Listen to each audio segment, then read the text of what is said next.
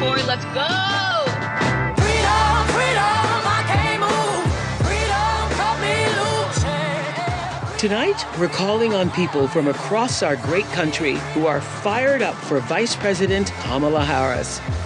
After an electrifying Democratic National Convention, Kamala Harris raised record-breaking campaign donations, became a viral sensation, and then the world watched her step into her power and dominate that debate. You're not running against Joe Biden, you're running against me. In an unprecedented surge, grassroots coalitions have organized in lightning speed, creating a tidal wave of support.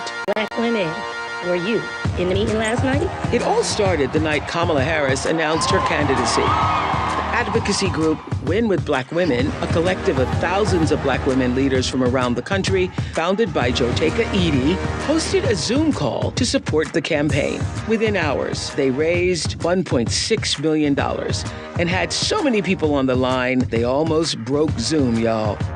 I was on Zoom with 44,000 other Black women who were all focused on getting this woman to the White House. Win with Black Women was the original spark that inspired over 100 other groups to organize their own Zooms for Kamala, like Win with Black Men, White Women Answer the Call, White Dudes for Harris, Jewish Women for Kamala. Be the badass Jewesses that I know you all are. Comics for Kamala. She is the president America needs. Swifties for Kamala.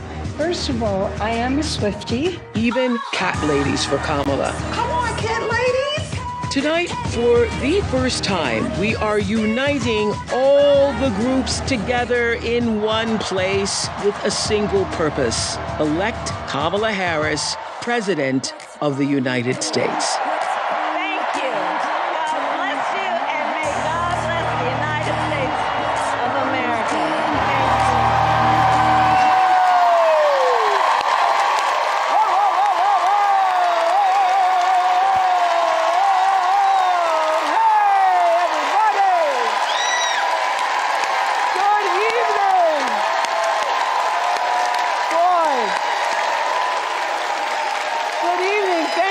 Joining us. Thanks for joining us. Everybody on screens, thank you. Thanks for joining us for this very special event, Unite for America!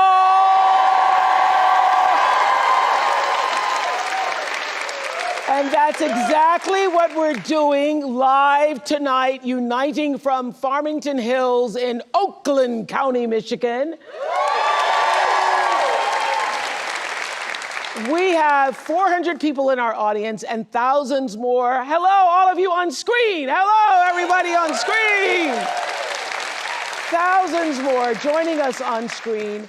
And I am here because I care deeply about the future of our country. And I know that all of you do too. You care about the future of our country. And we just saw on this tape this grassroots, people-powered movement behind Kamala Harris has unleashed a unifying force unlike anything we've seen in politics in a very long time. And I know lots of people are feeling it because it actually is hope and joy rising. And there's been a, can you feel it? You can feel it. You can feel it. You can feel it.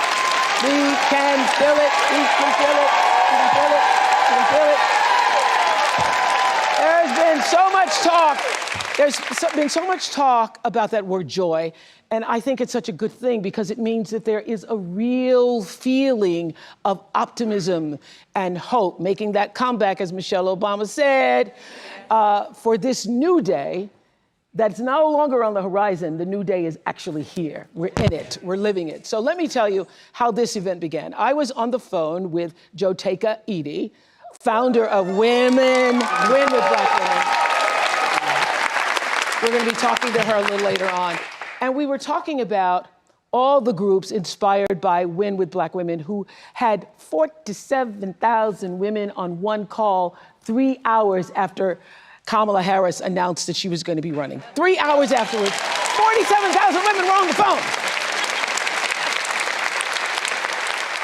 And Joteka and I were talking, wouldn't it be great if we brought all the groups together, because that phone call inspired all the other groups. And so we said, wouldn't it be great if we brought all the groups together at one time? And that's why we're here. So we have the Cat Ladies for Kamala here. Rural Americans for Harris. Caregivers for Kamala. Train lovers for Harris Waltz. I didn't know there were train lovers. Train lovers, chefs for Kamala, love that group. Republicans for Harris, love that group even more. We've got Swifties, where are you? Swifties for Kamala! And in addition to thousands of you all who I am just meeting here tonight on screen, I see some faces I recognize. There's Bryan Cranston. Hey, Bryan. Hey.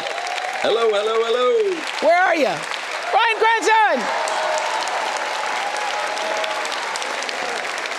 I hear Chris Rock is in the house. Chris, where are you? Chris Rock is in the house. Ben Stiller, Jennifer Lopez, Tracy Ellis Ross. Jennifer Lopez! Where are you, Jennifer? Yes! Tracy Ellis Ross, where are you? Tracy Ellis, where are you on the screen? Tracy Ellis.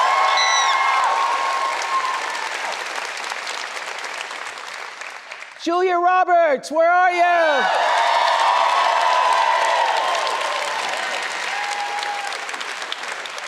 And Miss Meryl Streep is in the house.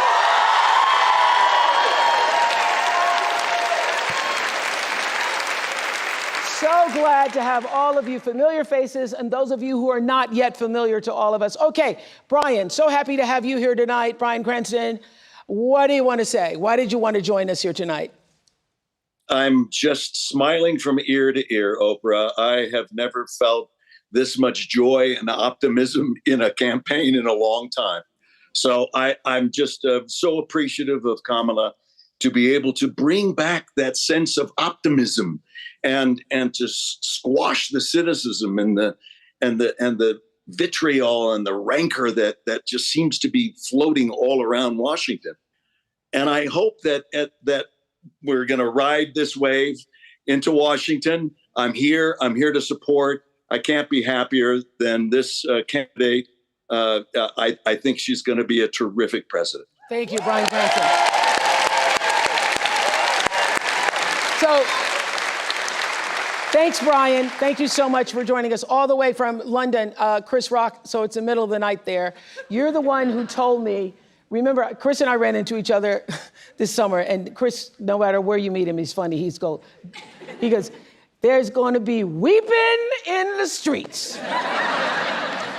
Are we ready for the weeping in the streets? When Kamala Harris becomes president of the United States of America. Weeping in the streets. What do you want to say, sir? I've always been a fan of Kamala, even back when she was running for, I remember writing her a check when she was like the district attorney for something. Maybe it was to get out of a parking ticket or something. But I've been writing her checks for a long time. And I just want to bring my daughters to the White House to meet this Black woman president.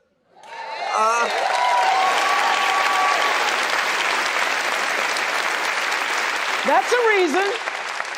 That's a reason. That's a reason. I think she would make a great president. And I'm ready to turn the page, man. Yeah. All the hate, the negativity, it's got to stop. Yeah, we're so sick of the negativity. Thank you so much, Chris, for being up this early in the morning in London. Thank you. Ben Stiller. Ben Stiller, I heard you were on the Comics for Kamala, and so I want to know where all the comics Kamala?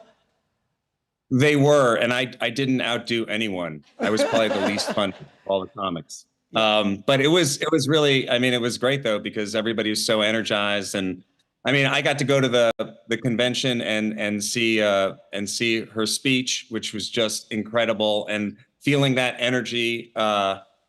Feeling kind of going from a stop Trump mode into a go Kamala mode. People starting to really hear what she's about.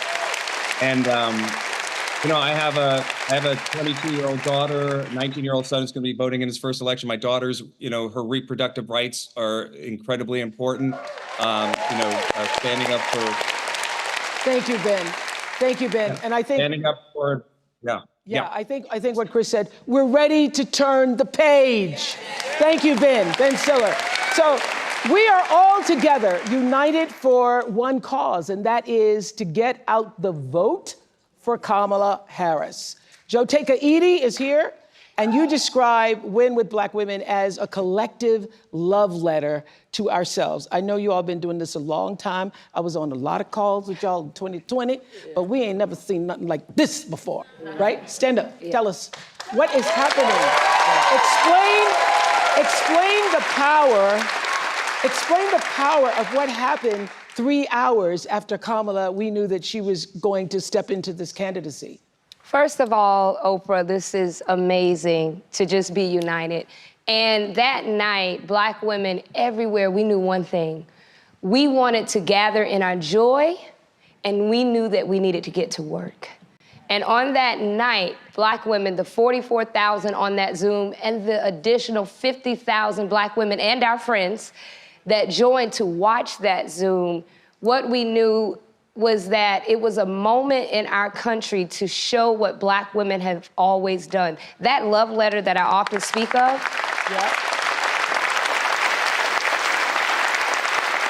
that love letter is a letter that started years before any of us in this room, you, myself, were even born.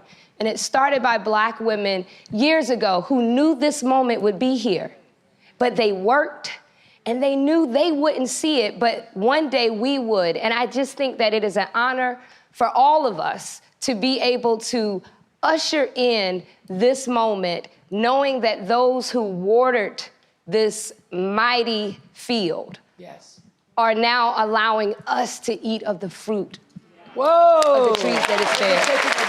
Thank you so much. And so, as I said, that call from Win with Black Women is what inspired all the other groups. So White Dudes for Harris raised a bunch of money. Lead organizer Ross Morales Roquetto is here, right? Ross? And I hear that my producer told me you've been working in politics a long time, and that really for more than 20 years, and that you said you hadn't seen anything like this. I haven't seen anything like this since 2008, when President Obama was elected. And when he got elected, it was about a newness and a hope. This time, it's about an exuberance and an excitement that you only get from hard-fought wins and hard-fought losses and knowing what's at stake. And that's why we're not going back. That's why we're not going back. We're not going back.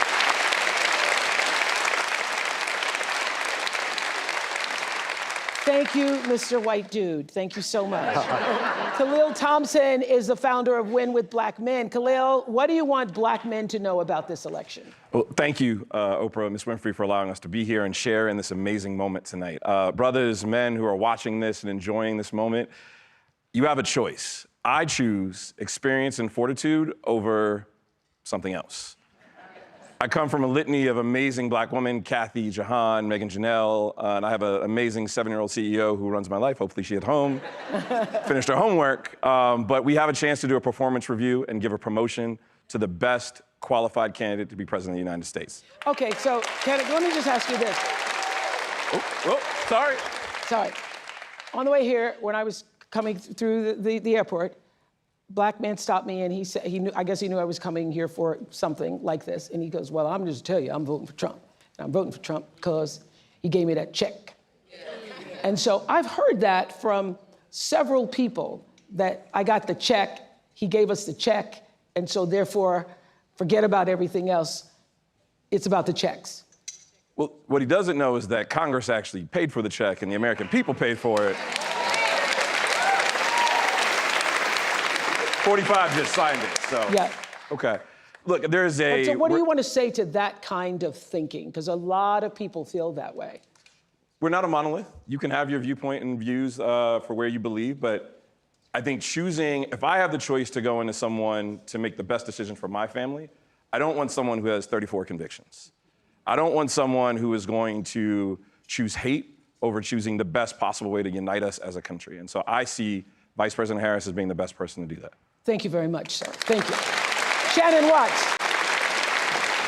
Shannon Watts is the organizer of White Women Answer the Call.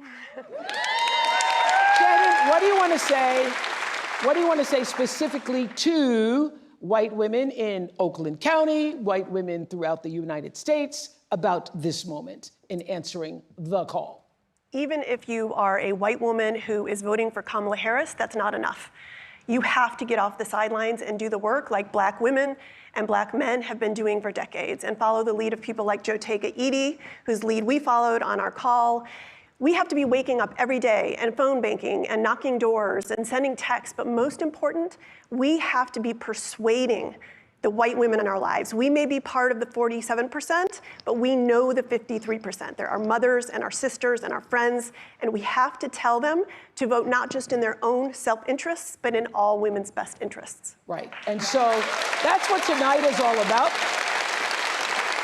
Tonight is all about leaving this moment here and figuring out what it is you can do in your own home, in your own community, in your own district to spread the word and spread the vote. So Bianca Shaw is the youth director for South Asians for Harris. What are you hearing from the South Asian community? Yes, thank you so much for that question. I want to start off and say, when I answered that call that I would be here, I said, me? Are you sure? Because I cannot believe it, but thank you so much. South Asians for Harris, we are an official, AANHPI campaign affiliate with the group, and I just want to say that the aunties, the uncles, the students, we're coming out in numbers we've never seen before, out to mobilize for Kamala Devi Harris in this campaign, because not only does she represent, our South Asian heritage, our love for Italy, but she also represents the values that, our parents, our grandparents immigrated to this country to keep and maintain.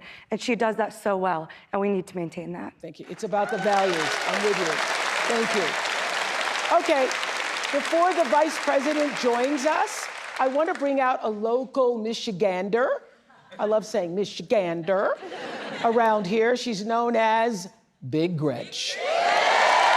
Please welcome Michigan Governor Gretchen Whitmer.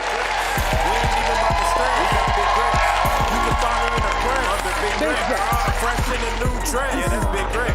Throw that buff on her face, that's Big Gretch. We ain't even about to stretch. Gretchen Whitmer.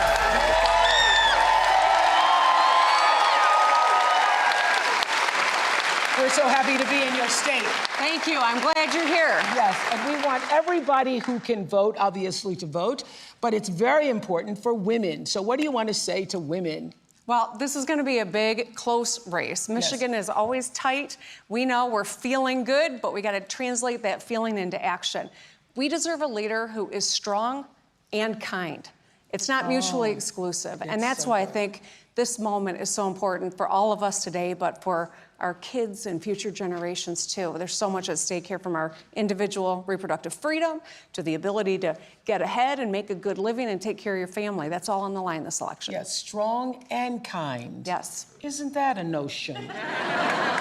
And what can Michigan do to help get Kamala Harris to the White House? I think we've got to do the hard work. In 2016, we were short 11,000 votes. That's 2 votes per precinct, which tells you that a conversation you have with a loved one or a neighbor or a fellow parishioner, whomever in your life you can talk to, we've got to do it. Do something, as Michelle Obama said at the convention. Well, this is what we're doing tonight. We're doing something. Thank you for allowing us in your Thank you. state. Thank you so much. Thank you so much. Have a seat there. Thank you. Right there.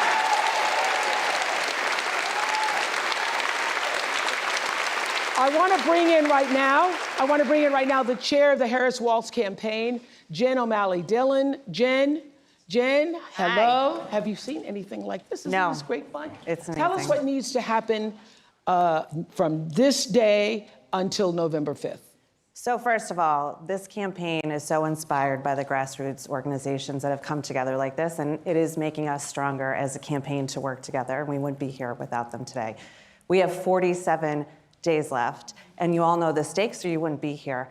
And while we have this extraordinary growing enthusiasm that the Vice President and Governor Walz are seeing everywhere, we are still in a margin of error race. It's tied. It's tied right here in Michigan. It's tied in all the battleground states. So it's going to take all of us to build a pathway, many pathways to 270 electoral votes. That's what we're focused on in the campaign.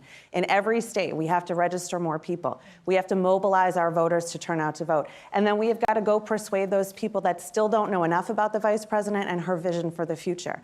And if we do that together, all of us, we're going to get over the top, but it's really going to take all of us. And to make sure that you're working in your own lives, have those hard conversations in big and small ways. We're going to inch our way over the finish line because we're going to be able to do it together. And don't you need money? Well, we do.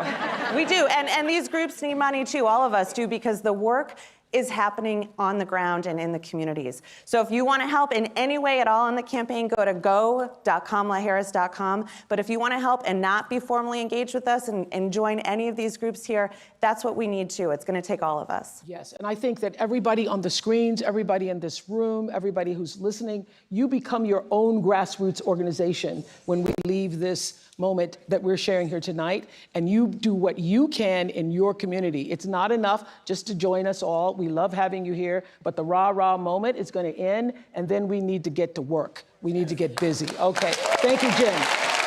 I have to just say this, that the social media team for the Harris campaign has been killing it. They have been killing it. I think that team helped spark this people-led movement. And here's a short look at the rallying cry across social media. I'm watching the Kamala Harris rally right now, and wow, I'm like crying. So Tony and I just got done knocking 48 doors in King of Prussia, Pennsylvania. Majority, if not all, independent Republican libertarian doors. Republicans for Harris is growing explosively too. We just need to get back to a place in this country where we can have disagreements and have them still be respectful. I'm here with Richard, a 77-year-old registered Republican who's going to be voting for Kamala Harris. They're eating the dogs, the people that came in. They're eating the cats. They're eating the pets of the people that live there. Obviously, a narcissist just doesn't stand for anything that I stand for. What issues are most important to you personally? First of all, not electing a felon to the White House. I'm voting Harris Walz and a blue ticket all the way. In 2020, only 50% of young eligible voters actually showed up, and that was record-breaking. So if you really want to be brat, you better be showing up in droves in November. We are with her. Right. And she's with us. I voted for Nikki Haley in the primary. I'm going to be voting for Kamala Harris. That's the right choice for America in 2024.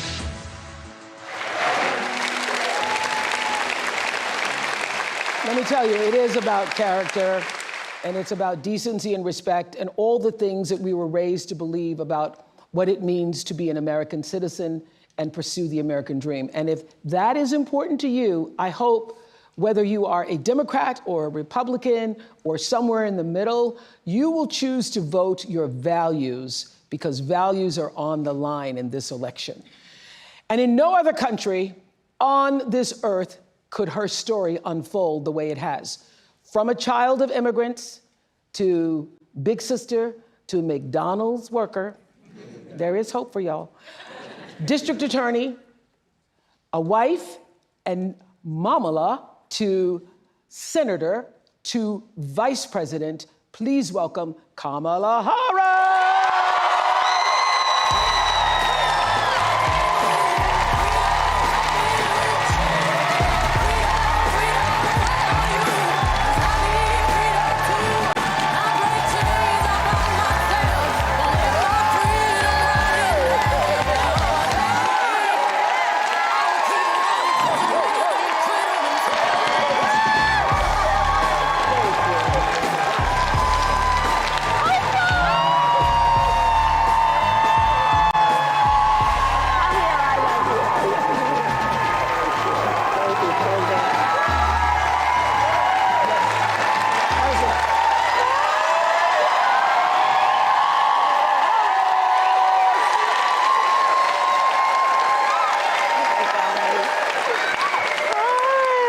So welcome to... Oh, hello! Madam Vice President. Hello. Welcome to Michigan. It's so good to be back. And Governor, thank you for everything you are and everything you do for the state. Thank you.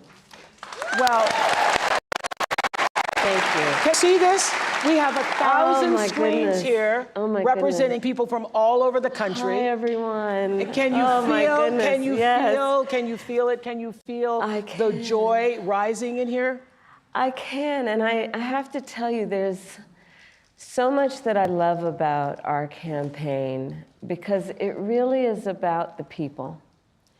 And I look around at these screens, Oprah, I look at who's in the room, and this is America. This is America. You know, I was saying with a group of friends earlier, I think in this moment where we've dealt with so much that I think is quite exhausting around powerful forces that would try and divide us and try us to have us as Americans pointing fingers at each other. Yes.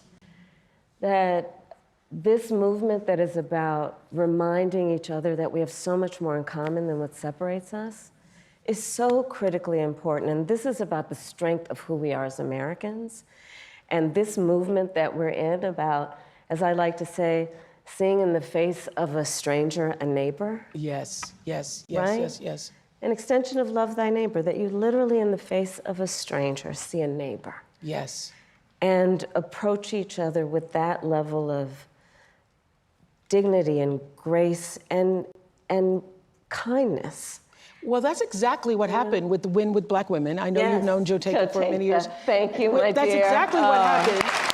He started it. They had to be It's your fault.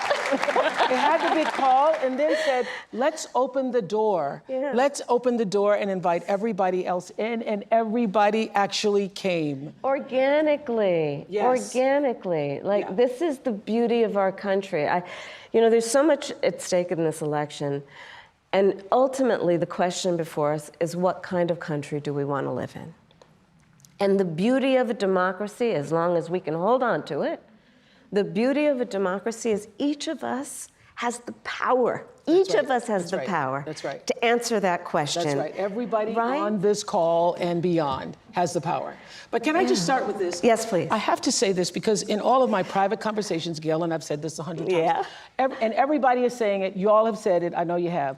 It seems to us that something happened to you the moment Joe Biden, President Biden, stepped aside and withdrew his candidacy, that a veil or something dropped and you just stepped into your power? I mean, literally, looking at you at a speech like the week before, which was a great speech, very nice. And then the next week, I saw you walking in the thing. And I said, what happened to you? You know, we each have those moments in our lives where it's time to step up. Time to step up. Time to step up, you know? Well, the moment you heard, I mean, I really have been saying to people, it felt like a veil dropped and you sort of stepped through that veil. Did you feel like that? I felt a sense of responsibility, to be honest with you. And with that comes a sense of purpose. But I mean, we're all here and you all are taking time out of your busy lives, everyone here, everyone on the screen, because there really is so much at stake. You know, I have spent the majority of my career being concerned about the well-being of other people. Yeah. As I've said, in my career as a prosecutor, I never looked at a victim or a witness and asked them, are you a Republican or a Democrat? The only thing I ever asked them is, are you okay? Are you okay? I know when I heard that. You know? Touch me. And traveling this country and knowing what is at stake in terms of fundamental freedoms, what's at stake in terms of fighting against hate and those efforts to divide us. And I do know that I'm in a position to do something about it. So I felt a great responsibility. And the incredible power of the people, right? Who, I'm not the only leader in this. We're all leaders in this. This is so much bigger than me. It's about who we are as Americans. And it's about making clear what we stand for. And what we stand for is, it is about the ideals upon which we were founded, including the importance of freedom and the importance of independence and the importance of dignity and purpose. But it is also about what we stand for in terms of our values. I think of it this way. I think a lot boils down to values. I just said values are on the line here. It does. I mean, think about it, Oprah. The idea that some would suggest, and that my opponent suggests, which is that the measure of the strength of a leader is based on who you beat down. Come on. The real measure of the strength of a leader is based on who you lift up. And it's important for us to articulate that. You know, ever since the debate, we feel for our fellow citizens in Springfield. Do you not think about the fellow citizens in Springfield, Ohio, the Haitian families, the non-Haitian families, everybody having to deal with this lie that has endangered the lives of Haitian people and anybody who looks Haitian? Everybody in America feels for that. And everybody in America, left, right, middle, has concerns about immigration. Yeah. And I'm told that Justin, where are you in the audience? Justin. Hello. In our audience. Hello, Madam Vice President. You live in Michigan. Yes, ma'am. Don't love saying hello, Madam Vice President. I do. What's your question? It's an immigration question. My question for you is, when you become president, what would be your specific steps? Yeah, of course. What would be specific steps to strengthening the border? So it's a wonderful and important question. You know, my background was as a prosecutor, and I was also the elected attorney general for 2 terms of a border state. So this is not a theoretical issue for me. This is something I've actually worked on. Okay. I have prosecuted transnational criminal organizations for the trafficking of guns, drugs, and human beings. I take very seriously the importance of having a secure border and ensuring the safety of the American people.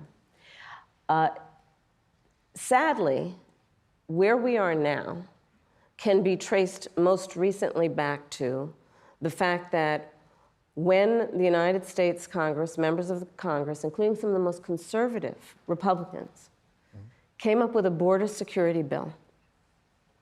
And here's what that border security bill would have done. It would have put 1,500 more border agents at the border. Let me tell you, those border agents are working around the clock. It would have just been about giving them some support and relief, which is probably why the border agents actually endorsed the bill. It would have allowed us to stem the flow of fentanyl. And I'm looking at people from all over the country here, so I don't need to tell the folks who are watching this what fentanyl has done to families, to kids in our country, and the need to take seriously stemming the flow coming into our country and addressing that extraordinary and tragic issue in terms of its effect. The bill would have allowed us to have more resources to prosecute transnational criminal organizations. And it would have been part of the solution. And Donald Trump called up those folks and said, don't put that bill on the floor for a vote. He blocked the bill, and you know why? Because he'd prefer to run on a problem instead of fixing a problem. And he has put his personal political security before border security. Because understand, even in the intervening months, what that bill would have done to give support to folks who care about this issue. And this again gets to the point about what does leadership really look like? And is it about you or is it about the people? Right. Is it about running on problems or fixing problems? My work and my career has always been about saying, let's fix problems. Let's address the needs, because we know it's within our capacity to do that. So to answer Justin's question, now that that bill has gone and hasn't passed, will you reintroduce that? Absolutely, and when I am elected President of the United States, I will make sure that bill gets to my desk and I will sign it into law. Thank you, Justin. Thank you. Thank you, Justin. Listen to this. A majority of young Americans, 18 to 34, say that the cost of living is their top issue ahead of the election. Let's take a look. Groceries are extremely expensive right now. I don't understand how people are affording life right now. For so many Americans, the high cost of living is their top concern this election. Rach, we have $435 to last us till the end of the month. Okay? What? In Philadelphia, Rachel and Garrett say they have to watch every penny. When I think of middle class, I think about people who are able to just get up and go and do things within their means and like not extravagant things, but be able to get up and go to dinner whenever they want, or maybe take that trip, that long weekend trip. We don't have that luxury. By a long shot, her tax plan is phenomenal, no glaze. Kamala Harris just delivered her new economic plan, and boy, oh boy, is it good for small business owners. Holy shit, you guys. Kamala Harris is going to announce tomorrow a $25,000 tax credit for first-time home buyers. When I am elected president, I will make it a top priority to bring down costs and increase economic security for all Americans. Well, Rachel and Garrett are joining us on Zoom from Pennsylvania, and I understand your sister and brother-in-law moved in, and you're hoping to save money to have a second child? That's right. Hi, Oprah. Hi, Madam Vice President. It's nice to be with you all. Yes. Hi. And so what did you want to say to the Vice President? So, Madam Vice President, we are, like many, many young Americans, just experiencing a very high cost of living. We ended up giving up our apartment, moving in with our parents, who were so gracious to take us in for over a year so that we could save money and ultimately buy a home, because that's what we thought the American dream was, to get married and buy a home and have a baby. And now here we are, and our mortgage is incredibly higher than what we thought it would be. And my sister and our brother-in-law are living with us right now so that they can hopefully one day do the same. And while it's beneficial for us because they help us pay off some of our mortgage, it's also beneficial for them because they can save on cheaper rent. But we really would love to know what your plan is to help lower the cost of living. Yeah, first of all, thank you both for being here. And yours is a story I hear around the country as I travel. And in terms of both rightly having the right to have aspirations and dreams and ambitions for your family, and working hard and finding that the American dream is, for this generation and so many recently, far more elusive than it's been. And we need to deal with that. And there are a number of ways. One is bringing down the cost of everyday necessities, including groceries. So that's why I'm taking on, for example, price gouging, which is when, most companies and corporations are good, but for those bad ones, they take advantage of people, especially during a pandemic or extreme weather, and they end up jacking up prices, and there needs to be accountability and consequence for that. So I'm going to be taking on price gouging. But it's also about dealing with what we need to do around home ownership, right? So as someone mentioned during this film, look, I grew up a child of a mother who worked very hard. She raised me and my sister, and she saved up, and by the time I was a teenager, she was able to buy a home. And we grew up actually for a long time in an apartment on top of a child care center that was owned by the woman we called our second mother, because she helped my mother raise us. And she was a small business owner, Miss Shelton. So I'll bring all this together to tell you the way I think about it is, one, when people work hard and have a dream of buying a home, we should give you the opportunity to be able to do that, which is why part of my plan is for first-time homeowners, buyers, to have a $25,000 down payment assistance to buy your first home.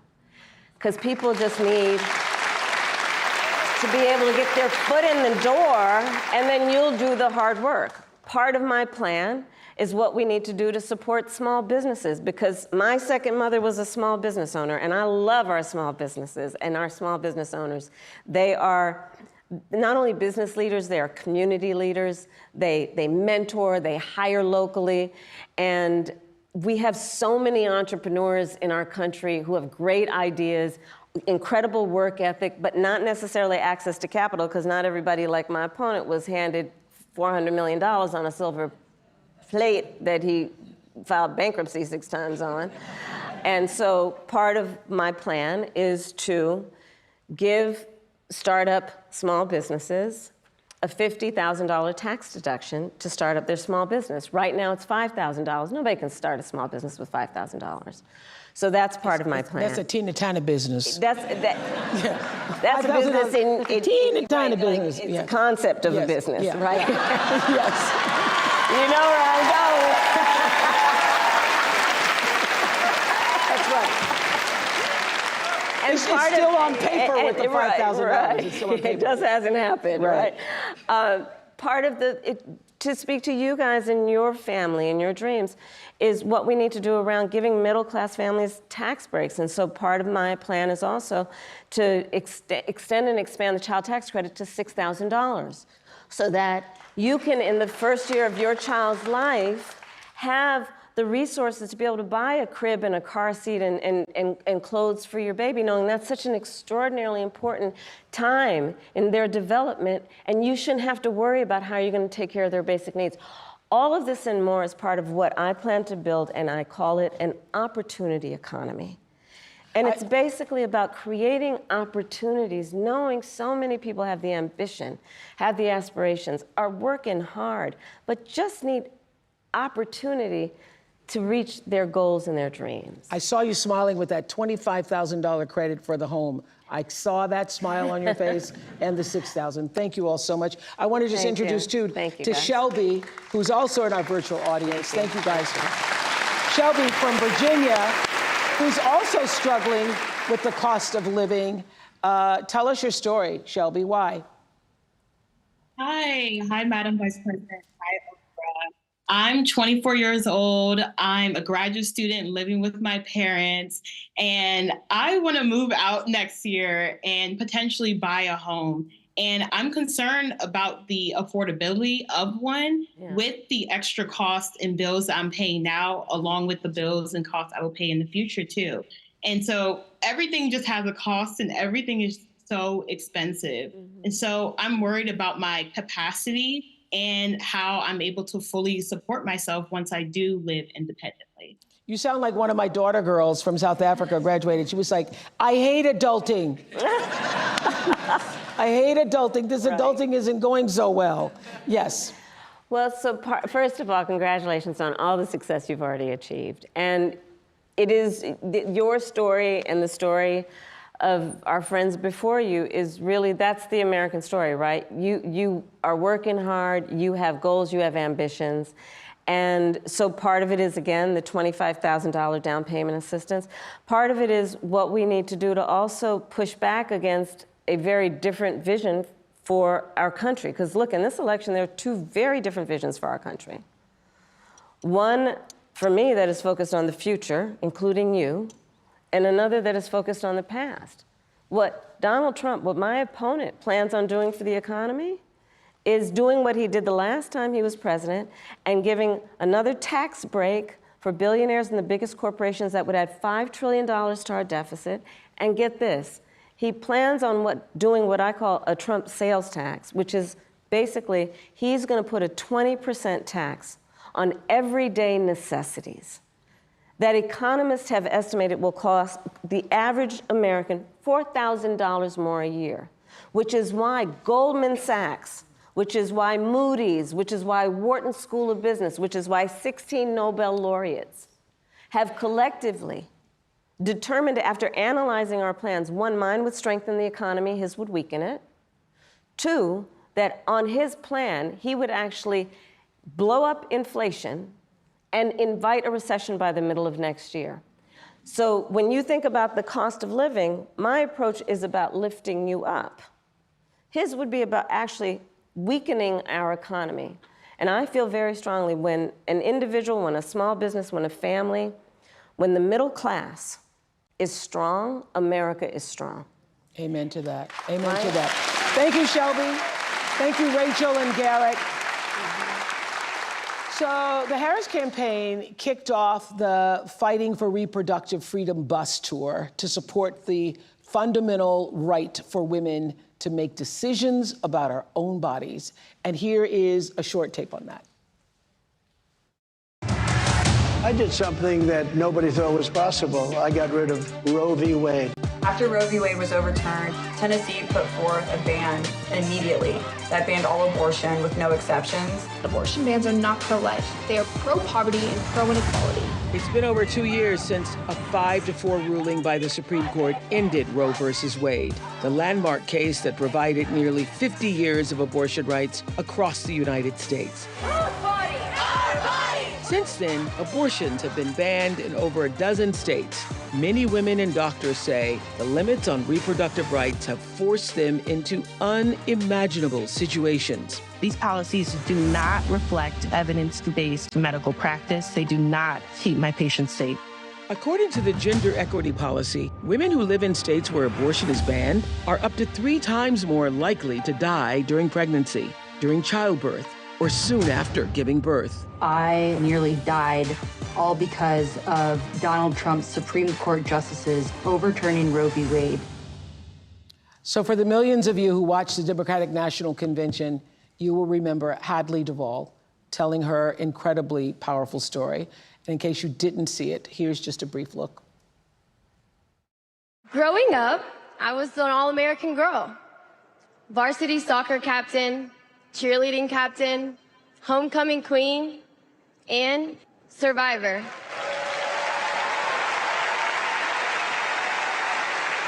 I was raped by my stepfather after years of sexual abuse. At age 12, I took my first pregnancy test, and it was positive.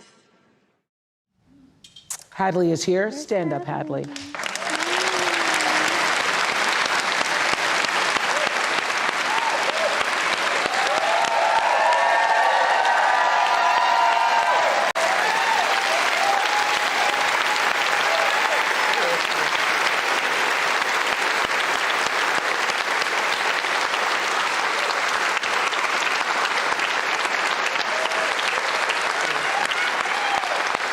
I can tell you, we are all standing up because we are so impressed by your courage to stand up and share your story. Where did that come from, the strength to do this? Because I'm sure you thought long and hard before deciding to go public with your story.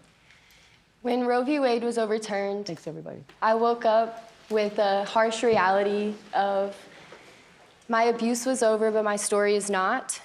And I just could not fathom thinking about the other Hadleys out there that don't have that choice, that don't have somebody to go to. So being able to find courage and be the light for them, that's really what I do it for. And so what do you want to say to other people who are voting in this election regarding what happened to you and what that means? You can't wait until it's too late to care about reproductive health care, because then it's too late. And when it affects you, it hits, and you can't deny it. You can't look at someone with a story like mine and say it didn't happen. And there are more people like me out there, and there are gonna be so many more who deserve their options. They deserve their choices. Let's get involved. We have someone who's willing to hear us at a level like never before. We have someone who wants to know what we want in this country. We have someone who wants to lift up our voice, and we need to show out and show up for her just like she's showing out and showing up for us. All right. Is there something you wanted to say to Madam Vice President? Madam Vice President, I just want to say thank you. Thank you for seeing us, for hearing us when the Supreme Court won't. Thank you for fighting and, really showing us that life is not about the hard things that you go through. You don't bow down, even when you're the underdog, especially when you're the underdog. That's right. You stand up and you stand tall, and you give me so much hope and so much strength, and thank you. Thank you, Hadley, for coming all this way. I hope you continue to use your voice. I hope you continue that. This week, the case of a young woman who lost her life after the abortion ban took place in Georgia made national headlines. Amber's case came to light through the reporting of journalist Kavitha Sarana with ProPublica. And so listen to her story. 2 years ago, 28-year-old Amber Nicole Thurman, a medical assistant and a single mother to a 6-year-old boy, found out she was pregnant. Amber had just secured her own apartment and was thinking about going to nursing school. She made the decision to terminate her pregnancy. A strict abortion ban had recently taken place in her home state of Georgia, which caused Amber to travel to North Carolina for the procedure. Traffic made her miss the appointment, so the clinic gave her medication, what are known as abortion pills. Once back home, Amber experienced profuse bleeding, vomiting, severe pain. She eventually passed out. Her boyfriend called for an ambulance. At the Georgia hospital, Amber's condition deteriorated quickly. In a rare occurrence, it was discovered her body had not expelled all the fetal tissue and an infection was spreading. Official Georgia State medical expert analysis of her case says Amber should have received a life-saving D&C, but doctors waited 20 hours before deciding to take her to surgery. Amber's blood pressure had taken a dive. Her organs had started failing. In the operating room, her heart stopped. On the way to surgery, Amber's last words to her mother were, "Promise me you'll take care of my son." Amber's mother, Shanette, and older sisters CJ and Andrika are here, and they wanted to be here tonight to speak out for the first time. Ms. Shanette, what do you want us to know about Amber's story? Initially, I did not want the public to know my pain. I wanted to go through in silence. But I realized that it was selfish. I want y'all to know Amber was not a statistic. She was loved by a family, a strong family. And we would have done whatever to get my baby, our baby, the help that she needed. When ProPublica came to my home, I pushed them away. No, but Kavithia, she was persistent. She said, it was something that you needed to know. You have to hear me. Women around the world, people around the world need to know that this was preventable. 2 years later, after speaking with my daughters, because I lost strength, I lost hope, you're looking at a mother that is broken. Mm-hmm. The worst pain ever that a mother, that a parent could ever feel. Her father and myself and the family, you're looking at it. Well, we appreciate so deeply you being here. And we're all watching you hear that tape and those words. We know how re-traumatizing that is and the strength it takes for you to be here to tell your story. And we deeply appreciate it. And I have to ask you, as her sisters, how are you coping? And what does knowing that this could have been prevented, how does that sit with you? How do you cope with that on a daily basis? I mean, it's heartbreaking. You know, that was my baby sister. I loved my baby sister, you know. I'm beyond hurt, disappointed. I feel guilty. I wish I could have helped her, you know, because she was suffering. Mm-hmm. And we had no idea. We trusted them to take care of her, you know. Mm-hmm. And they just let her die because of some stupid abortion ban. They treated her like she was just another number. Mm-hmm. They didn't care for her as if, you know, she was their daughter or their, you know, granddaughter. Yeah. You know, and she's not here. She'll never come back. Yeah. Andrika, what do you want to say? I want to say that it's very disheartening that my sister was allowed to suffer for 20 hours. She suffered. It was nothing that we could do to help her. We trusted the healthcare professionals to do their job and save her, but they failed her. Well, I think the most powerful thing that you've said here, Ms. Jeanette, is that your daughter is not a statistic. She had a life. She was loved by her sisters, loved by her family, loved by those who knew her, and she's not just a statistic. And we are happy to speak her name tonight in this room, talking about what this country needs in terms of reproductive rights and freedom. What do you want to say, Madam Vice President? I'm just so sorry. And the courage that you all have shown is extraordinary, because also you just learned about how it is that she died. And they just recently learned, yes. How? Yeah. And Amber's mom shared with me that the word over and over again in her mind is preventable. Yeah. Preventable. That word keeps coming to her. Mm-hmm.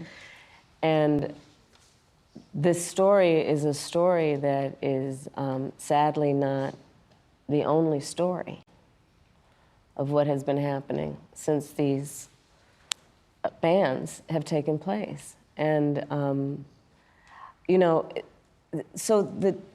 just to step back in terms of how we got here, the former president chose 3 members of the United States Supreme Court with the intention that they would overdo the protections of Roe v. Wade. Mm-hmm. And they did as he intended, and in state after state, including yours, these abortion bans have been passed that criminalize healthcare providers. In a couple of states, prison for life, Oprah. Prison for life in a couple of states for a doctor or a nurse who provides health care. And so it seems very apparent even that when the mother's life is in danger. But see, here's the problem with that. Here's the problem with that. So is she on death's door before you actually decide to give her help? Mm-hmm. That's the problem. Is that what we're saying? Yeah. That you've got to prove you're on death's door. Like literally a doctor or a nurse has to say, she might die any minute, better give her now care. Mm-hmm. Because otherwise I might go to prison for life in some cases. Mm. Think about what we're doing in terms of saying that certain people who are in these state houses, and then starting with the former president of the United States, think they're in a better position than a doctor or a nurse to determine when their patient needs medical care. This literally, and Amber's story highlights the fact that among everything that is wrong with these bans and what has happened in terms of the overturning of Roe v. Wade, it's a healthcare crisis. It's a healthcare crisis that affects the patient and the profession.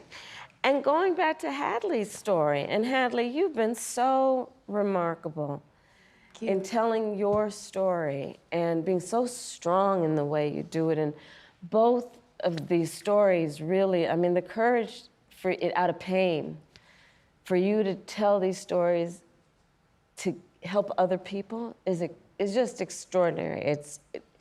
And Hadley, you've been so remarkable. You know, Oprah, I don't know if you know this, but when I was in high school, I learned that my best friend was being molested by her stepfather. Yes, we heard that story on the DNC. Yeah. Yes. And you had the courage then to go to her and say, you've got to come to our house. And she came to stay with us. I called my mother, she came to stay with us. And the idea that these same legislators who would be saying, criminalize healthcare providers are also saying that after a person's body has been violated, that they have no right to make a decision about what happens to their body next? That's immoral. Yeah. I think it's not just immoral. But here's what I want to say. I just don't believe that those legislators, that the government has a right to be in your womb. They have no right to be in your womb with decisions about your womb. And one does not have to abandon their faith. Right. Or deeply held beliefs to agree the government should not be telling her what to do. Absolutely. Right? If she chooses, she will talk with her priest, her pastor, her rabbi, her imam, but not the government telling her what's in her best interest. Well, this is a long healing process for this family. And we thank you, and we hope that by being amongst people who heard you and heard your daughter's story will be meaningful to you in this journey to healing. Thank you so much for being here. Okay, I want to also...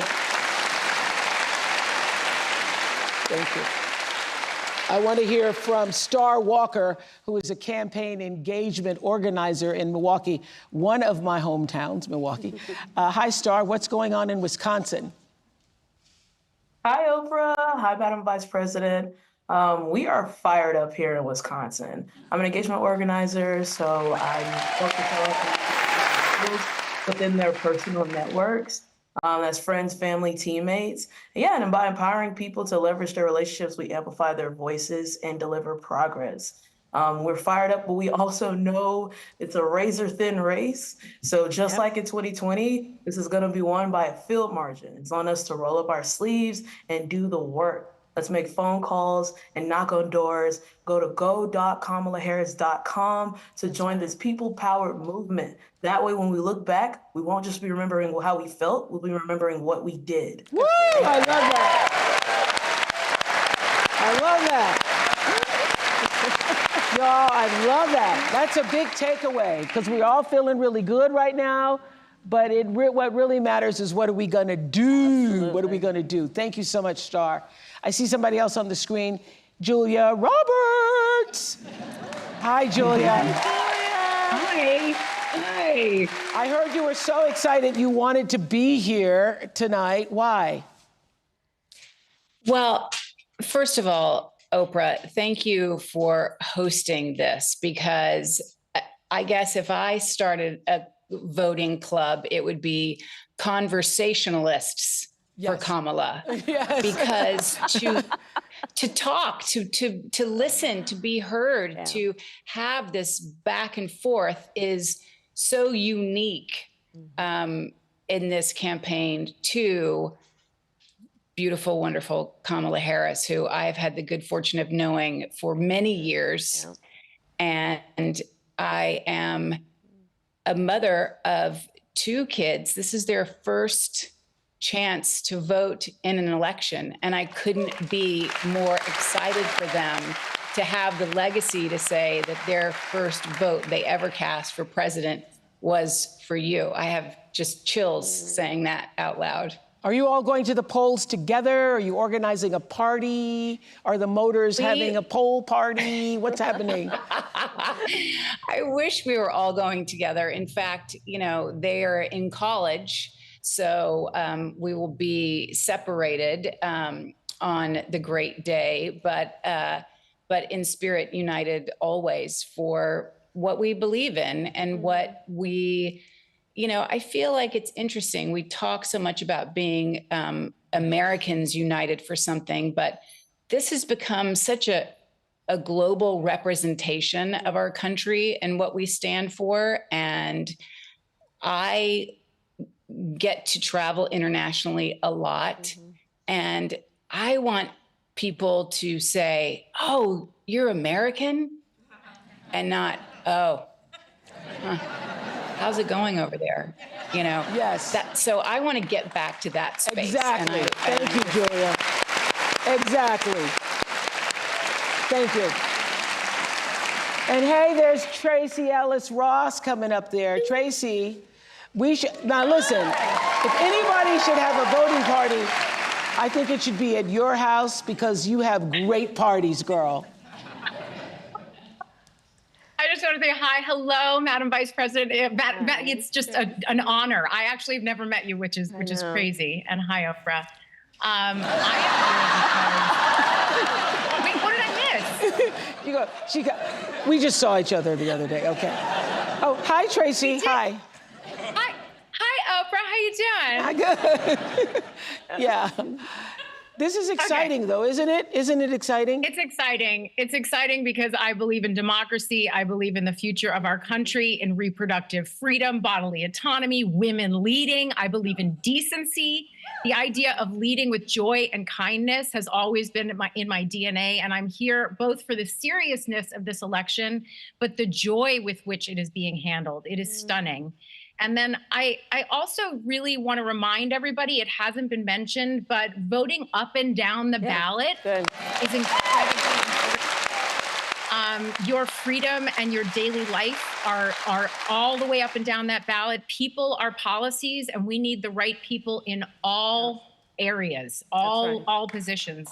And then I would like to say to you two women, thank you for what you represent, because as a 52-year-old childless woman, I want to say to the people who think that a woman's worth is measured in her baby count, I mean, shout out to all the amazing mothers, but the childless women have been mothering the world and elevating culture as aunties, godmothers, teachers, mentors, sisters, and friends, and the list goes on. And you do not need to push out a baby to help push humanity forward. Amen to that. Thank you so much, Tracy Ellis Ross. Thank you so much. So another important issue this election is, of course, our safety. And just 2 weeks ago, our country experienced yet another horrific school shooting. Watch this. It's 10:30 a.m. at Robb Elementary in Uvalde. The school is recognizing my 10-year-old daughter, Lexi, for receiving all A's. 30 minutes later, a gunman murders her, 18 classmates and 2 teachers.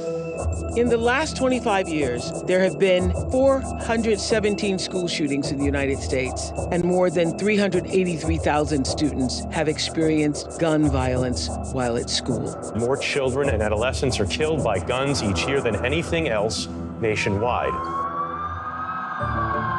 Just 2 weeks ago, Appalachia High School in Winder, Georgia, became the latest area to face every parent's worst nightmare. Tonight, breaking news as we come on the air, the deadly high school shooting, 2 students and 2 teachers killed.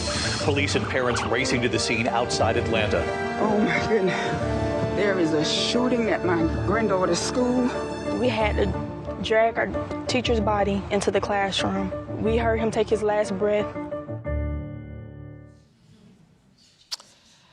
We live in a country where 383,000 children have been exposed to gun violence. Now just sit with that number for a second.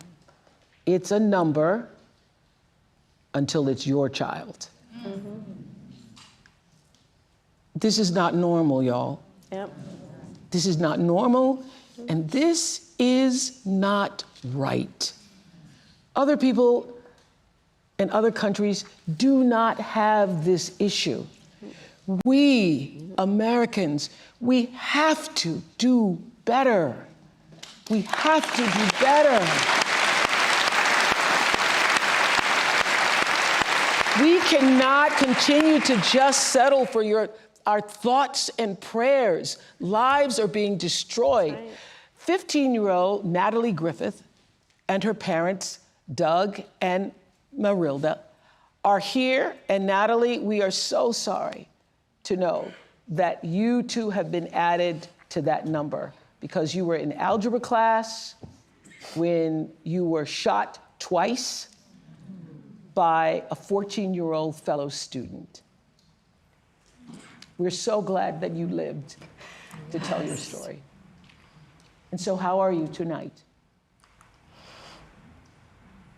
Well, before that thing, the video, I was very happy. I still am very happy to be here and to tell my story and what happened, because it was a terrible thing, and it should not have. What's it called? Where were you shot? Where were you I was physically shot?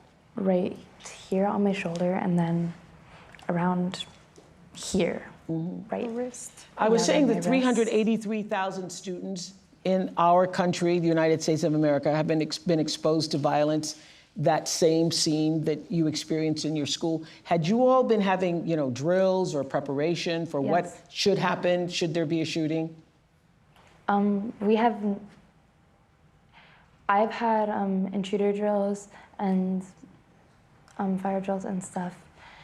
In my old schools, we've had a fire drill at Appalachia, but it was the first 2 months of the school year. We hadn't had an intruder drill yet, so we weren't even completely sure where to go in the classroom. We all just, I remember being like huddled. So I was watching your mother, even just when that tape was coming on. It's still very much PTSD, very much traumatic. You're still reliving it. And how has it been for you? How were you notified that there was a shooting at the school? I was notified by a friend. She called me, I was at work. And she called me and she said, do you know about the shooting? With the school that she goes to, the Appalachia. I said, no, I don't. And then she said there was a shooting at the Appalachia High School. My heart just dropped. My heart just got so heavy and I could not stop. I had to leave. I told my coworkers, I gotta go, I have to leave. And my first thing I did is drop my knee on the floor and just start praying. I prayed for about 30 minutes for my work all the way to the school. I didn't get to the school on my car. I had to leave my car at a gas station about 2.5, 3 miles. And I walked on foot and I ran because my heart was so heavy. I couldn't get to touch with my daughter. And I hear you have a message for people in power regarding guns now. I do. I want to finish that story because no parent should go through this. I want to just finish what, the experience. You do not know what feels until it's you. Yes. All those numbers that you show on the TV, a lot of people there here are mothers. What are we doing about this? What are we doing? Let's make sure that everybody listens. Let's make sure that everybody hears it. The whole world needs to hear that we women that have our children, we have a job. That job is to protect our children. That job is to protect our nation. That job is to protect our country. We cannot leave. We cannot let that go on. We have to stop it. Where I was asking earlier, where are those people? All the shooting, where are they? They needed to make a noise. I'm ready to make a noise about this, and I'm ready to stop it. Because no one knows what it feels when you can't find your child, when you call her and you call her just not answering. And when I went through it, it's just me that knows it. And I'm so sorry for those that lost, the children actually died.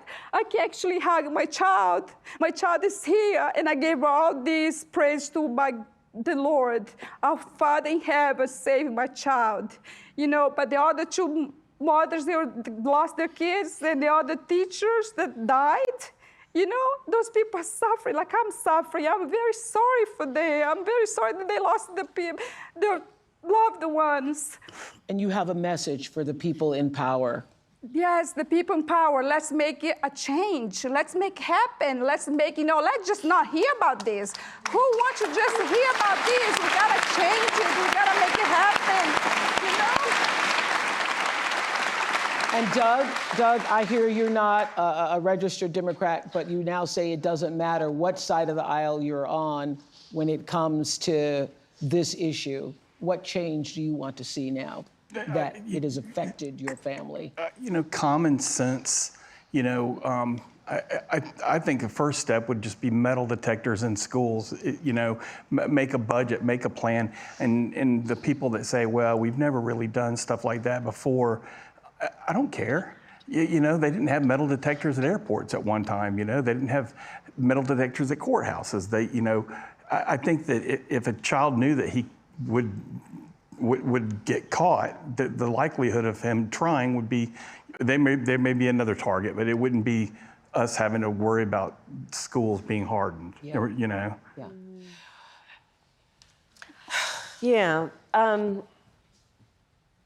I think that Doug has said it so eloquently, which is we just need to apply common sense. And look, I think for far too long on the issue of gun violence, some people have been pushing a really false choice to suggest you're either in favor of the Second Amendment or you want to take everyone's guns away. I'm in favor of the Second Amendment, and I'm in favor of assault weapons bans, universal background checks, red flag laws. And these are just common sense. These are just common sense. I thought it was so powerful at the convention when you said you have guns. No, at the debate. I'm a gun owner. Tim Walz is a gun. I did not know that. If somebody breaks in my house, they're getting shot. Sorry. Yes. I hear that. I hear that. Probably should not have said that. But my staff will deal with that later. Yeah. But you have been a gun owner for a while. Yes, I have. Yes. But here's my point, Oprah, is that I'm not trying to take everyone's guns away. I believe in the Second Amendment, but we have to agree that, look, I did last fall a college tour with college-age young people, so I also did trade schools. And packed audience every time in their auditorium, and I would ask, please raise your hand if at any point between kindergarten and 12th grade you had to endure an active shooter drill. Almost every hand went up. It was bone-chilling. Yeah, this is the way our kids are living. Yeah. And think about it. You know, I grew up, we had fire drills only. Well, I grew up in California, we also had earthquake drills, but the fact that our children are sitting in a classroom where they should be fulfilling their God-given potential and exploring the wonders of the world, and some part of their brain realizes somebody could bust through that classroom door with a weapon, with an assault weapon. And let's all agree that the trauma, so many children, even those who have not directly experienced the tragedy. Just being in the environment. I cannot tell you the number of young people who, I mean, our kids had active shooter drills. They're concerned that there might be somebody who would kill them while they are at school. This is not the sign of a civil society, and it doesn't have to be this way. It does not have to be this way. But we need to have the courage to act. I mean, look, my opponent, when he was told and knew about a shooting of a young girl, you know what he said? Get over it. Get over it. No, we're not getting over it. No, and to the point, everyone should have a sense of collective responsibility for the children of our community. Yes. And understand their right to live and be safe. I have personally prosecuted homicide cases. I know, I've seen autopsies. I've seen what these weapons do to the human body. And we've got to agree that, in particular when we're talking about something like an assault weapon, it's literally designed to be a tool of war. It has no place on the streets of a civil society. It's designed to kill a lot of human beings quickly. And there are things we can do. I mean, thankfully, over the last 3 years, we've done some, but it is common sense. It just seems like common sense we would see this. I think so. I think that the majority of Americans agree with you that we do not want assault weapons in the hands of children and other people who have no business with those types of weapons. Right. We know this is true. So we thank you, Natalie, and your family for being here. And good luck in that marching band this year. I hear you're going to go out for the marching band still. Thank you for inviting us. Thank you. Unfortunately, it's a sad moment for us, but I wanted to make sure that, we came because we needed to be heard. And we needed to, change has to be made, and we're ready to fight for this. Thank you. Thank you. Okay, we want to hear what's going on in another battleground state. Tracy is a regional organizing director in Nevada. Tracy, tell us how things are going for you. Hi. Hi, Hi, everybody. I'm Tracy Lee, a regional organizing director in Nevada. I am the Silver State this year because there's so much on the line. From healthcare to lowering costs, these issues impact all of us. My team and I have been building relationships with voters across this state because here in Nevada, we know that enthusiasm alone does not win campaigns. Organizing does. So all of you watching tonight can become organizers, whether you talk to your sister, a roommate, or a grandparent about why you're so excited to vote for Vice President Harris. You are organizing and energizing other supporters. So please go to go.kamalaharris.com to find ways to help and enjoy the rest of tonight's event, and let's get to work. Let's get to work. Let's do something.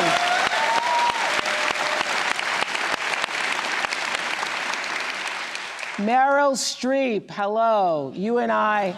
Hi, Meryl Streep. You and I have talked about this moment. Hi. How are you feeling? How are you feeling about the momentum? Oh, man. This has been overwhelming to have the privilege to sit in and listen to the testimony of the people here. Hello, President Harris. Not yet.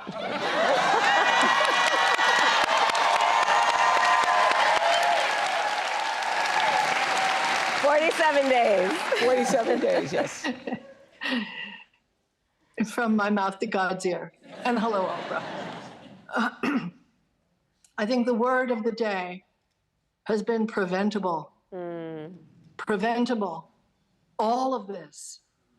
The surround of hatred and venom and toxicity and encouraging some segment of Americans to hate other segment of Americans. It's just crazy, and nobody wants it. We're done. That's right. We're done with it. I wanted to ask you, I can't believe I have this opportunity. I probably never will again. If I have a little Debbie Downer moment, because actually, I think you're going to win. I'm sure you're going to win. But what happens when you win and he doesn't accept it? And you know that there's going to be this long slog of shenanigans. And I'm wondering how we get to that moment, how we preserve certification on January 6th. Because if it doesn't happen, it'll be maybe thrown back to the legislatures of the states. And I've been working with state government citizens campaign, which is sgcamerica.com. So they're great. They're doing the unglamorous down ballot work of promoting those candidates, because I'm worried about it, and I wonder if we're ready for January 7th, 8th, 9th, and what happens? What happens? So we will be ready, but just taking a step back, and thank you, Marilyn, for the gift that you give, your talent, your creativity. Thank you for being here. One of the things that I have realized in the course of our campaign is that more Americans than we may realize who voted for Trump before have decided January 6th was just a bridge too far. When we reflect and think about what January 6th was, where the President of the United States, sitting in the Oval Office, incited a mob, a violent mob, to attack the United States Capitol, such that 140 law enforcement officers were injured, some were killed. To try and upend a free and fair election where the American people voted, that was a bridge too far for a lot of people. And we have sadly now seen how far he could go. And I think there is absolutely no tolerance whatsoever for the vast majority of Americans for that. And they've seen the lies. They understand, for example, almost every court case, I think every court case where he's challenged an election, he lost. I said on the debate stage, look, because he's having a very difficult time, obviously, processing the fact that 81 million people fired him, right? But, so there is that it really was a bridge too far for so many people that they are not willing to repeat. But the other piece of it is the lawyers are working. It's very important that we all speak to our friends and our neighbors about misinformation and help them now see how it occurs, where it is occurring. It is important that we stand up for the integrity of poll workers and people who are working on election day. And that we also, and this is critically important, that we ask people to be alert about mis and disinformation, and we ask them, do not be afraid to vote. Because I think there is also something quite insidious about these attacks on the electorate in these various forms that are intended to convince people that their vote won't matter. And in that way, there's a little bit of reverse psychology going on here, and let's just make sure nobody falls for it. Your vote does matter, and we cannot let anyone ever take our power from us. We can never let anybody silence us. And when we get those votes out, starting soon, early voting is already going to start this week, I think, through November 5th, and let's make sure everyone votes, and we are going to have a good election day. We're going to fight for the integrity of the people's voice and for our democracy. And, you know, I'll just mention earlier, a couple of folks talked about what this means in terms of the world. You know, Oprah, as vice president, I've met over 150 world leaders, presidents, prime ministers, chancellors, and kings. And the thing about representing the United States of America is when we walk in those rooms around the world, we have historically and traditionally been able to walk in those rooms, chin up, shoulders back, with the self-appointed and earned authority to talk about the importance of democracies. People around the world are watching right now. Because you see, the thing about walking into a room and being a role model is people watch what you do to see if it lines up with what you say. And in that way, the consequences of this election are directly going to impact the American people and people around the world. That's what we're fighting for, and those are the stakes. And that's why we're going to win, because we know what we're fighting for, because we know what we stand for. Thank you, Meryl. So, thank you, Meryl. What is on your heart to say to the American people as we have 47 days until November 5th? What's on your heart? To say to particularly those people who are still undecided, or maybe indifferent, or on the fence still? We love our country. I love our country. I know we all do. That's why everybody's here right now. We love our country. We take pride in the privilege of being American.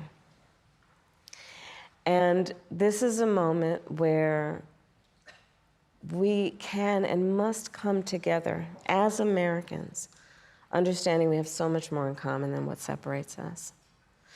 Let's come together with the character that we are so proud of about who we are, which is we are an optimistic people. We are an optimistic people. Americans, by character, are people who have dreams and ambitions and aspirations. We believe in what is possible. We believe in what can be. And we believe in fighting for that. That's how we came into being. Because the people before us understood that one of the greatest expressions for the love of our country, one of the greatest expressions of patriotism is to fight for the ideals of who we are, which includes freedom to make decisions about your own body, freedom to be safe from gun violence, freedom to have access to the ballot box, freedom to be who you are and just be, to love who you love openly and with pride, freedom to just be. And that's who we are. We believe in all that. And so this is a moment where we stand knowing what we are fighting for. We're not fighting against. It's what we're fighting for. Thank you. Thank you, Madam Vice President. Thank you. And I want to say, thank you, Madam Vice President. I also want to say, thank you, Joe Taker. Thank you, Joe Taker.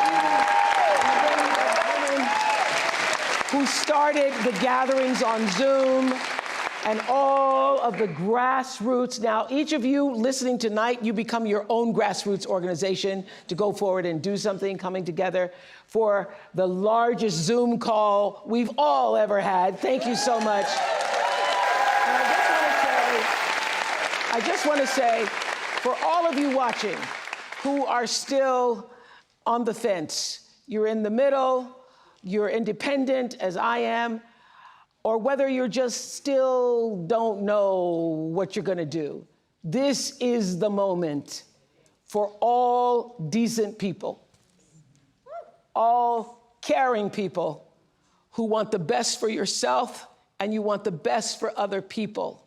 This is the moment for people who are tired of all of the bickering and all of the name calling, people who are exhausted by the craziness and the made up stories and the conspiracies. This is the moment. You want to get on with your life because you know that we can do better and that we deserve better. You know this. I know you know this. I know you feel this. I know this is what you're saying amongst yourselves. It's in all the conversations that we're having, that you're having. And we're better than this. We're better. We're better. And we want to create a world where our children will be safe in school again. And as my friend and mentor Maya Angelou always said, when you know better, you got to do better. Thank you. So let's do better and vote for Kamala Harris. Thank you to all of our special guests. Thank you for sharing your stories, for being here, Ms. Shanat. Vice President Harris, we thank you. We hope you keep fighting for us and the country we deserve to have. Thank you so much. Thank you.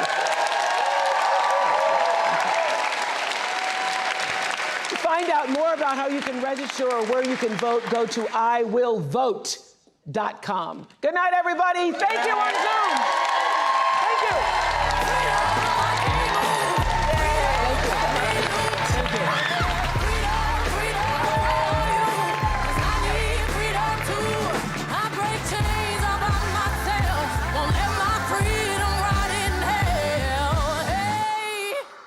I'ma keep on running, cause the winner don't quit on themselves.